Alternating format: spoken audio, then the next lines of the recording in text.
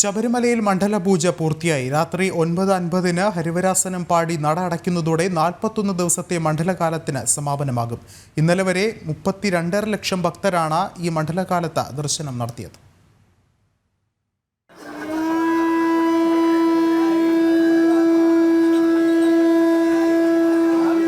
ശരണമന്ത്രമുഖരിതമായ അന്തരീക്ഷത്തിൽ അയ്യപ്പസ്വാമിക്ക് മണ്ഡലപൂജ.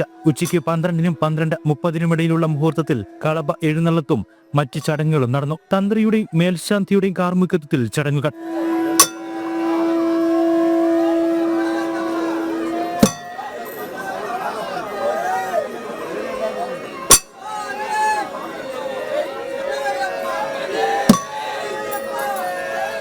മണ്ഡലപൂജയ്ക്ക് ശേഷം തങ്കയങ്കി വിഭൂഷിതനായ അയ്യപ്പസ്വാമിയെ ദർശിച്ച് സായുജ്യം നേടി ഭക്തജനങ്ങൾ.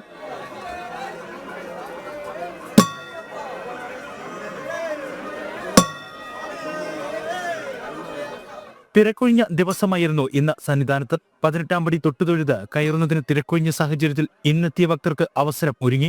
ഡിസംബർ 25 വരെയുള്ള കണക്ക് പ്രകാരം 32,49,756 ഭക്തരാണ് ദർശനത്തിനെത്തിയത്. മുൻ വർഷത്തേക്കാൾ 4 ലക്ഷം തീർത്ഥാടകരുടെ വർധന ഇത്തവണയുണ്ട്. ഇന്ന് രാത്രി 9:50 ഹരിവരാസനം പാടി നട അടയ്ക്കുന്നതോടെ ഇനി മകരവിളക്ക് തീർത്ഥാടനത്തിനുള്ള ഒരുക്കങ്ങളിലേക്ക് സന്നിധാനം മാറും. ഡിസംബർ 30 വൈകിട്ട് 5 മണിക്കാണ് മകരവിളക്ക് മഹോത്സവത്തിന് നട തുറക്കുന്നത്. ജനുവരി 14 മകരവിളക്ക്. ജനം, സന്നിധാനം.